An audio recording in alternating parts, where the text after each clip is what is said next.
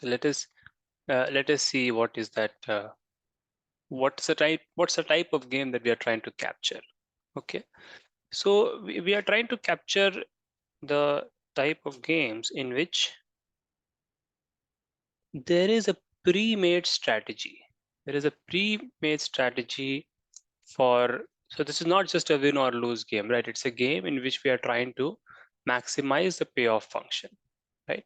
So we know that there is a payoff function which is for every game. Yeah, everything in this is a game, right? For every game it returns a real number. This is the payoff function. Now in this game, player 1 is trying to maximize the payoff function and player 0 is trying to minimize the payoff function. And you see that all different kinds of games that you'll encounter, they are sort of special cases of this in some way. Okay, maybe you have to change the graph. Maybe the graph will be bipartite graph. The moves are alternating. If you can go anywhere, then it is sort of a complete graph. If you can only go one place at a time, like, then it's sort of a path. All those things with a bit of graph theory and this, you can make it as special cases of this. But as I said that we are trying to maximize, the player 1 is trying to maximize the payoff function and player 0 is trying to minimize the function. Okay, so what would be like a equilibrium, right? Which is sort of a very important topic in game theory. In the analysis that we're not going to do analysis where it's sort of played continuous and so on, Nash equilibrium and so on. But what we are just trying to do is we are trying to understand this, that there is a payoff function. Now, what is an equilibrium roughly, which you're not going to define? Roughly, it just means that there is a value, right? So that there's a value for such, it is such that if player 1 plays wisely, then he will never, the outcome will never be less than that. If player 1 plays with some strategy, no matter what player 0 strategy player 0 plays with. And similarly, there is a strategy for player 0, so that if he plays with that strategy, then he has to never pay more than, or he can, make sure the payoff function is not more than, certain that amount t. And if that t is same for both, right, the same t for both, that number t, which sort of player 1 can always ensure that the value is more than that, and player 0 can always ensure that it is less than equal to that. And if that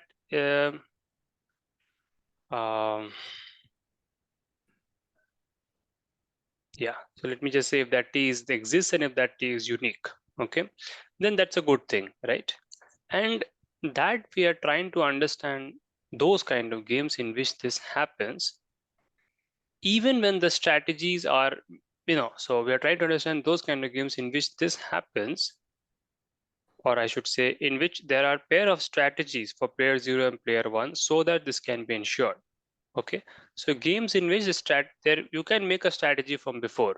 Okay, you can make an algorithm which is sort of which is a function only of the vertex where the player is. And so that's basically what we are trying to understand, and we will call them determined games. Okay, determined games. Okay, so here what is the situation? We are starting with v0. Okay, and let us say that this chi is a strategy for player 0. Okay, so chi is a strategy for player 0, and similarly mu should not be used. Mu is already used, so let me just look at the notation. Mu is used. Okay, mu is okay, fine. Mu is a, yeah, in fact it should be used for player 1. Is a strategy for player 1. Okay, so when you start with a vertex and you play these strategies, respective strategies, fixed strategy, okay, then this, do you agree that this determines a game? You agree that this gives you a unique game? Yes. Right, it gives you a unique game, and so you can calculate the payoff of that, right? Now if I say that there is a pair of strategies which can ensure that player, so if I say that there exists there exists a pair of strategy this and this, okay, so that if player 1 plays with this strategy, if player 0 plays with this chi naught, right, then he can ensure the value is at least this, and similarly at least t, and then if player 1 plays with, no, sorry, so chi naught is such that if player 0 plays with chi naught, then he can ensure that the value is always less than t, and player 1 can ensure that value is at least t if he plays with mu naught. Okay, if such strategies exist, then it will be framed like this, that um, it will be framed like this, and you should try to prove it. Yeah. That maybe I'll write max and mean. You do max and then you mean, right? So what do you do max over and what do you mean over? So basically, yeah. So let player 1, right? Yeah. So player 1 plays with a strategy mu, and then no matter what strategy player 0 uses, right? So your player 1 plays a strategy. Now you fix that strategy, and now you change the chi's, right? Okay. So you first fix the strategy mu for player 1, and then you vary over the strategies of player 0, and you get different outcomes, and you'll take the minimum. Is that correct? Right. No, just a minute. No, 1 second. So if player 1 wants a strategy such that if I play with that strategy mu, then no matter what player 0 does, no, yeah, this should be correct. Yeah. This thing, so the claim is that we are looking at the games in which this will happen.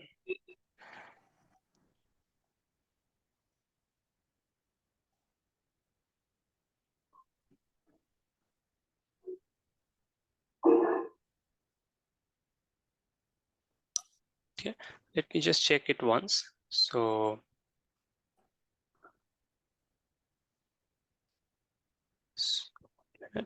uh,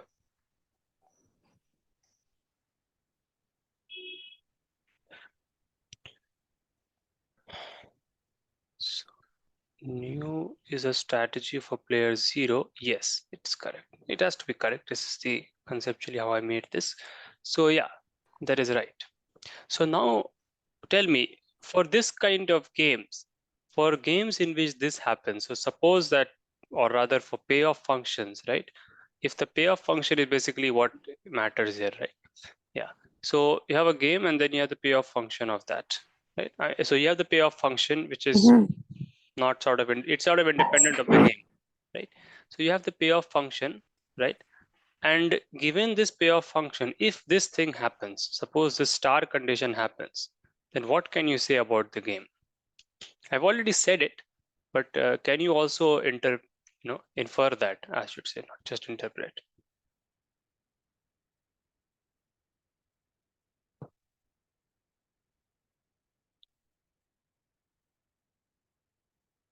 So let's try to understand this. Yeah, this means that, so let's look at this side. Let's look at the right hand side. Okay, what does this mean? This means that there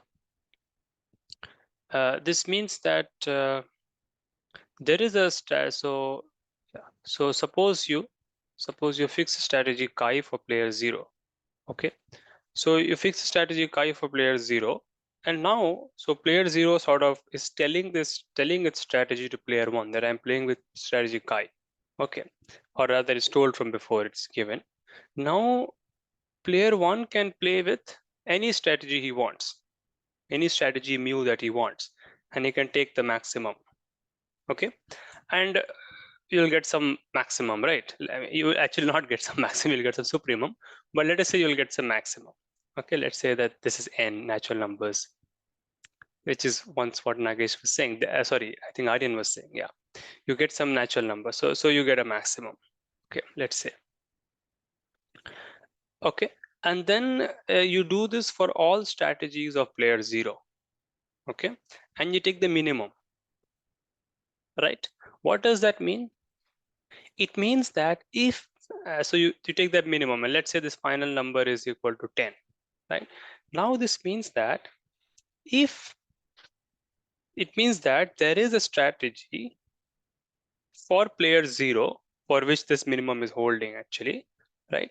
There is a strategy for player 0, and that will player 0, we call that chi naught, such that if player 0 plays with that strategy, then the value of the game cannot be more than 10, and 10 can be attained, and it cannot be more than 10. Do you agree with that?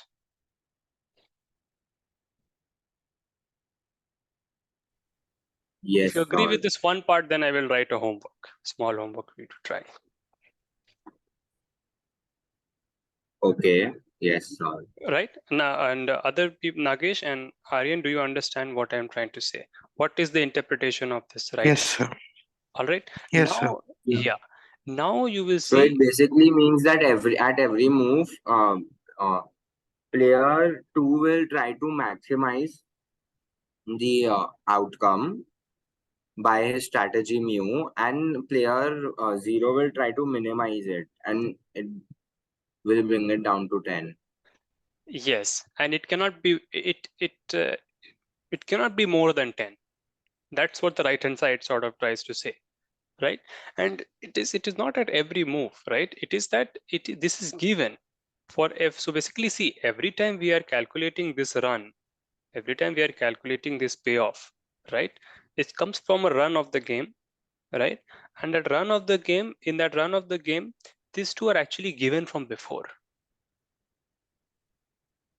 right? Things can be much more complicated where, right, where you don't calculate the payoff function using two predetermined strategies. That's a different thing. We uh, are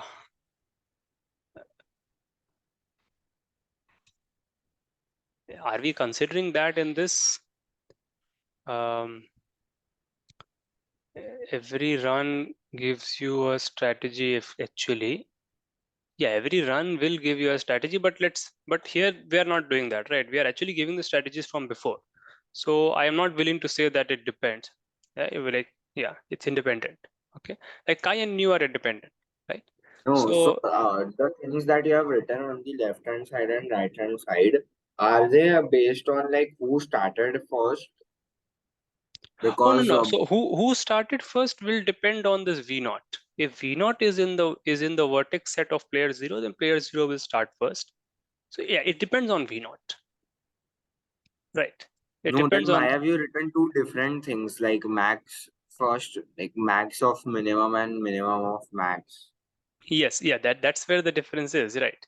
So this means that, so the right hand side is trying to say that, um, it's trying to say that, so it's a minimum, right? So the right hand side is a minimum, and that is saying that there is a strategy for player 0 such that if player 0 plays with that strategy, then no matter how much player 1 tries to maximize, the value will be less than 10,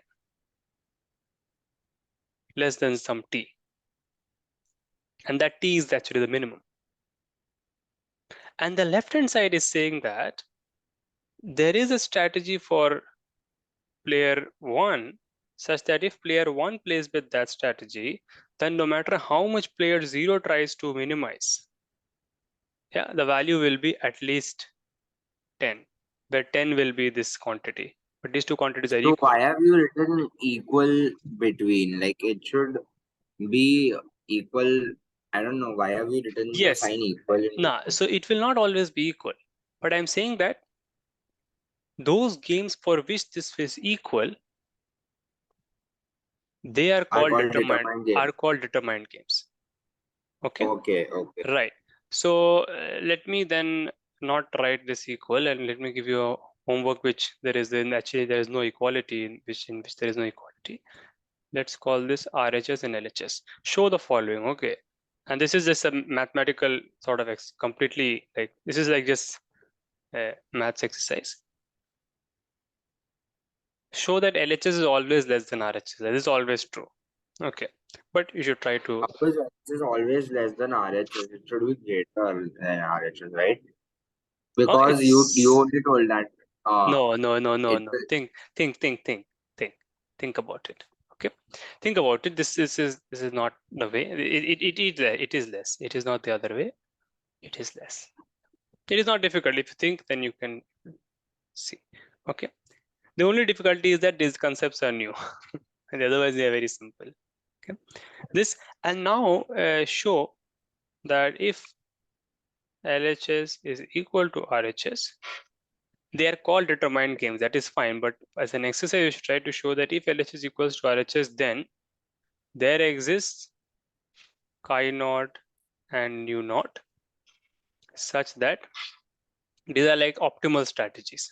But the exercise would be there exists chi naught and nu naught such that if chi naught is played, then maximum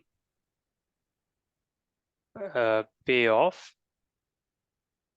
is less than equal to t, and t is less than equal, maximum payoff is equal to t, means that the maximum that player 0 has to pay is t, and the minimum that player 0 will receive is that is equal to if mu naught is played,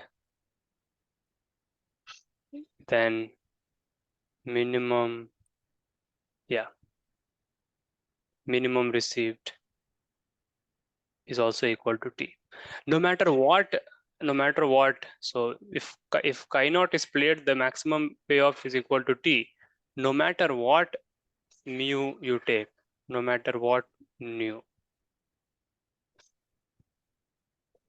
You see what I'm trying to say? If chi naught is played, then no matter what nu is played, you will get t. Means you will not, player 1 will not get more than t, or player 0 doesn't have to pay more than t, no matter what nu is played. And if nu naught is played, then no matter what no matter what strategy player 0 plays, okay, he will have to give at least t to player 1. Okay, and that is why they are called determined games. Now you understand. Okay, so this is the exercise. Do the definition of is actually more complicated, but we will not go into that. It's related to soup and inf, which you probably know, but during the exercise it will be more complicated. So are there any questions? Okay, these are just some I still did mathematical. not understand that how LHS is less than or equal to RHS. Yes. So that is an exercise, so you should try it. Okay, so I'll give you a hint how to do it. So because this is suppose something in which you may have to just think a little bit, but yeah, I can understand. So what you do is the following. Okay, you do this. You show that you forget the max. You show that given any nu, okay, given any nu, if you consider this is less than the RHS, right? If you can show this, then if it's true for any nu, then if you take max over all the nus, then also it will be less, right? So nu is fix a strategy nu, and then you try to do. These are actually the usual. It's not even a trick. It's a fundamental thing that we do, right? It's like that's how you have to do in a way, because we don't have any information. You try to see it, and then you take the max. Okay, or you can even do simply, right? You can just say that this, and that actually gives the proof that this is less than this, maybe for any chi, right? And then you can take the minimum. It will be less than the minimum also, right? And then you can take max from this side. You can do, there are elegant ways to do, there are bad long ways to do. It's a try. Yeah, and that's why this is an exercise. You won't just see it in right away. maybe. Yeah. Okay. So now I will actually just come to one of the special kinds of so what to say. I will come to a special kind of game which is a qualitative game where there is a where you where there is just 0 and 1. You don't have to. Yeah. The outcome is either 0 or 1. Maybe something has to be attempted basically. Some job has to be done. Some yeah. Okay. But before that, let me just mention one thing that in general, this is soup and inf. Yeah. And this is inf. And this is soup. Okay. And this is equal. In fact, this is equal. If you forget all this is equal, this equality holds if um, this pi as a function. From this, we give some sort of a mathematical structure to this, what is called a measure, some way to measure how big or small the subsets of that thing are. Not just based on size, cardinality, that would be bad. Otherwise, every rectangle is infinite, but then rectangle has area, and that's useful. That notion is useful for us to distinguish. In that way, we give a measure, we give us a way of measuring the subsets of this large thing. And if you do that, and then with respect to that, we say if the function pi is measurable, which is sort of, it takes nice subsets here, and if you take inverse image, it is nice there. Okay, so it respects measurement, which is something that can be integrated. Okay, then so if pi is measurable, okay, there are some more quantifiers, of course, there are some more conditions, of course, but the heart of the matter is that if pi is measurable, then actually the equality holds. And that's when you try to prove that, you will need some proper graduate analysis. Okay, not just your analysis 1 2, maybe you need analysis 3 or 4, not even 3, I think 4. But anyways, it can be done. I mean, yeah, pi is measurable. I suppose it's, yeah, but anyways, if pi is measurable, then the equality holds. And that is, I suppose, not at all easy to see. Okay. Yeah, probably you don't yeah, so I know you don't understand it. So, but that's not a problem. It's just to say that there are things waiting there to be understood. That's the thing, right? Okay, now we will move on to, we will just do this, or I don't know, maybe we should do it next time, but I'll just give you actually the exercises. These are going to be more, now it's going to be more and more concrete. Okay, the definitions will be needed lesser and lesser, I suppose. So let us see what I want to say. Yeah. So now we want to look at, let me just say name, so then it will automatically, we would know. Reachability game. Okay, very easy kind of game. So here basically you have the graph V, and so we have the graph V and V naught, everything is there. But then we have T, which is a subset of V, and this is target vertices. Okay. So some target vertices. So these are the vertices where player 1 wants to reach. Okay, in the infinite game is still going to be infinite, but if we can reach there at least once, then we will say that player 1 has won. Is fine? Yeah. So game is played, you know what that means. Yeah. Outcome, game in sequence. Okay. If that infinite sequence contains a vertex in T, in this capital T, then we say that player 1 has won. So that we will send to 1 in that pi. That sequence that contains an element of T, sequence contains a vertex in T, that will be sent to 1.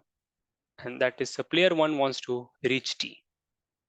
So that's why it's called target, and reachability is the name of the game.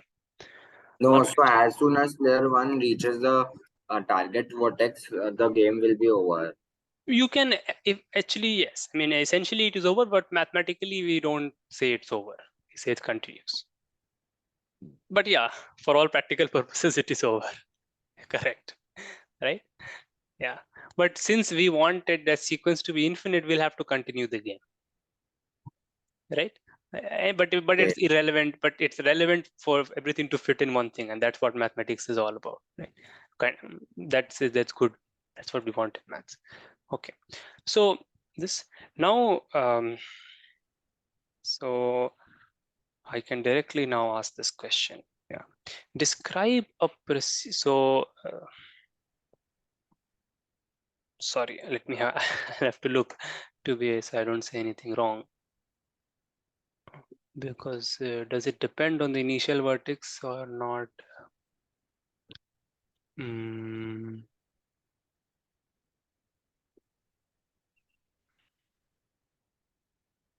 oh, yeah. So I got it wrong. Yeah. Sorry. Yeah, I was still thinking about the payoffs. Right. Yeah. So let me make one comment. Okay, then the interesting exercise comes. So the comment is that when your game is a game of positional strategy, okay, when your game is of number one positional strategy, but more importantly, if your game is qualitative, right, then uh, then whether you win or not will not just depend on whether you play the correct strategies, but it will also depend on where you start from. Okay, and so if suppose v is a vertex, if v is a vertex such that if player one starts from there, okay, or maybe I shouldn't say player one, if v is a vertex, okay, such that if the game starts from there, okay, well, just say if so v is a vertex such that there is a strategy for player one, okay, such that if the game starts from there and strategy one is played, then the game will at some point reach t. Then that starting vertex will be called a winning position, right? Winning position doesn't mean that if you start from there you will win. It means that if you start from there and play the correct strategy, then you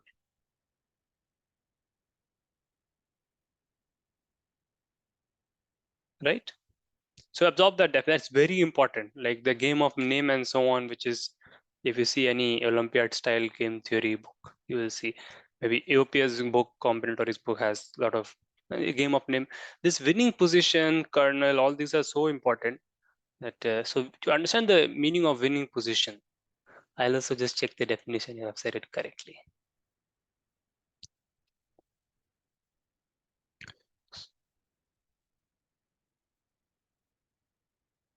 So if the value of the qualitative game at a vertex is 0, right? Yeah, I've said it correctly, but I don't want to say it completely using that formula. Otherwise, it gets a little. Okay. So is winning position clear to everyone? What winning position means? Yes, sir. Okay. All right. So now, But it may be that all the positions are winning position, and like, how is it possible that if we start from some position and there it is impossible to reach the target vertex? yeah, no, that is possible, right? No, that may not be true. It may be true that all the vertices are winning positions for player one. That is possible. Yeah, that is true. Okay. But sometimes it may not be possible, right? To right. So yes, but let me still define winning position properly.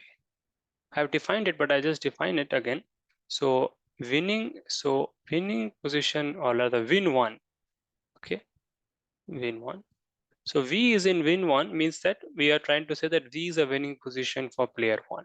Okay, this means that if a game starts from V, which means if V naught is equal to V, I'm just writing that in words. Okay, if V naught is equal to V and win one, you know, equal to no. So there exists a strategy. There exists a strategy chi. Is strategy chi naught such that if game starts with this from V and chi naught is played by one, then pi of the outcome, rather, right? The pi of means the payoff of the outcome of the game when you start at V and play the strategy chi naught, you will get 1 as the outcome, meaning that you will reach V, you will reach somewhere in T, no matter what player 0 does. Right? This is equal to 1 for all new. That's what we mean, no matter what player 0 does. Okay. All right. This is not very important. Okay. Now the whole task, which is the problem, actual problem we could have directly started from, but you would realize that it's good to have these notation, because soon we will do what is called repeated reachability. Now it will be full of interesting just questions like this. But first we will just do this. You can do this as a homework. Um, describe a procedure, or maybe we'll do this now. Describe a procedure to find the set win1. As simple as that. What are the vertices? Very simple. What are the vertices? We're not asking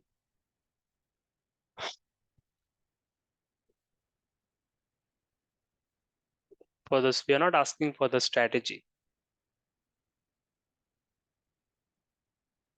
But what are the vertices? I suppose the strategy is built into Uh, it. what do we mean by find win one?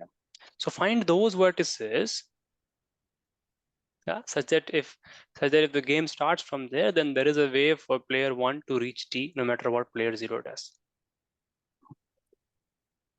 Win1 is a How do subset. we do that without knowing anything? You have to, right, exactly. So without knowing anything means that you need to describe a procedure so that no matter what graph is given to you, if you follow that procedure doesn't rely on any particular graph. That's the beauty of this algorithm, right? That it's a general one. So most algorithms, right?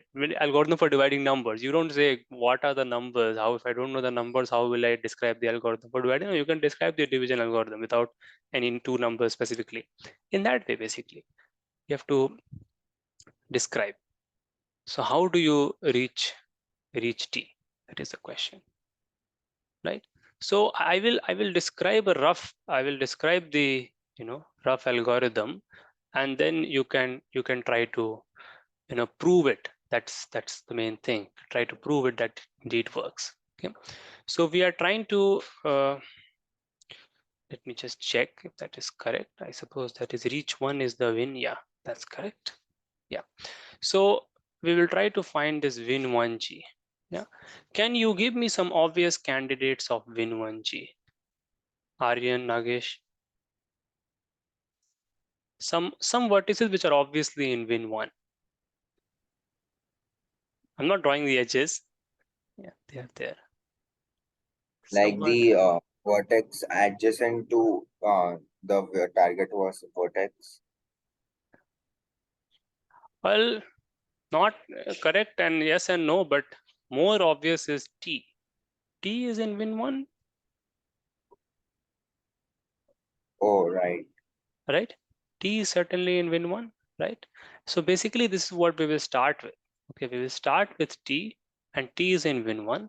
Now we will grow our set at each step, and it will stop at a finite stage. Of course, I stopped to think about it. That's so silly, but yeah, it's a finite graph. It will stop at a finite stage, but we will grow this T gradually so that in a finite time, we cover all the vertices in win 1.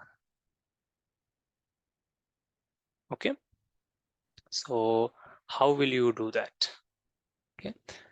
So these are the vertices which you can just reach in the very first step. So what are the other vertices? So well, you will say, okay, you will say that I will, so certainly as you said, right, if there is a vertex, if there is, let's say, a vertex V, so if V, it is just basically, right, if V is in V naught, okay, if V is in V naught and V comma W in E, meaning that all the edges in E, right, I mean all the edges V comma W uh, in the graph imply that W is in T, right? That implies that V is also in Win1. Basically, if the game is here, even though it is in the V0's court, V0's move, but there are no way V0 cannot do anything, right? Because any edge going out of it is going in the target vertex, right? Then this is in Win1, right? And certainly you can describe another one if if there is at least one vertex to T, right? Then those are certainly there in Win1. Wait, what you have written, can you explain me once more? Yes, yes, yeah. So I'm saying that T is certainly in Win1, right? Now, if there is Yes. some vertex, we are trying to see what are the other vertices, and we're trying to grow that set, right? So if there is some vertex V, let's say V is in V0, so only player 0 can make a move from here. That's why I'm saying V is in V0. Okay, and V comma W, any edge, its other end. This is a directed graph, I didn't say initially. Its other end, or it doesn't matter, but yeah, other end is in T. Then this Okay. this is also in Win1, right? If you start from there, Yes. even though player 0 is starting, doesn't matter, right? Similarly, you can tell me what are the what V in V1. Yeah, if there is at least one edge which is in T, then that is also in Win1, right? If V was in V1 and at least one edge was in T, then also it's in Win1, right? So this way we expand our set, but this we have not got Why do we everything. call it win one? Yeah, because it's Is it winning for only for player the one. player? Yes, yes, it's for player Then one, how right? are you saying that if V is in V1, then like Huh? Yeah, so and if mhm. wait, I mean to say that over there you told that V is in V naught and we could directly go to T, Hmm. vertex, And oh, right, vertex right. of So this T. is not complete sentence. V is in V1 and there is at least one edge for which W is in T. At least one edge. I'm not writing that, but you understand. If there is at But least still, one then player two would win. player one. Oh no, no, no. But So the V1 game, is no, no, for no. player two. One second. The game is not clear. The game is not clear to you. The game, so that no, no, no. Player one wants to reach T, but player zero does not want to reach T. It wants to avoid. Okay. Anyways, let me explain this next time. Okay. I think we have done. Next time we won't have this definition, so we'll rightly get going. But oh yeah, cool. Let's yeah do it. We'll do it next time. Okay, no problem. Uh, yeah, can you guys just come on Google Meet maybe for a minute? I will just say what to practice. Maybe that way it will be good, right? Okay, okay. Yeah. Otherwise, it's not like halfway. Because you have time to practice, so it's practice.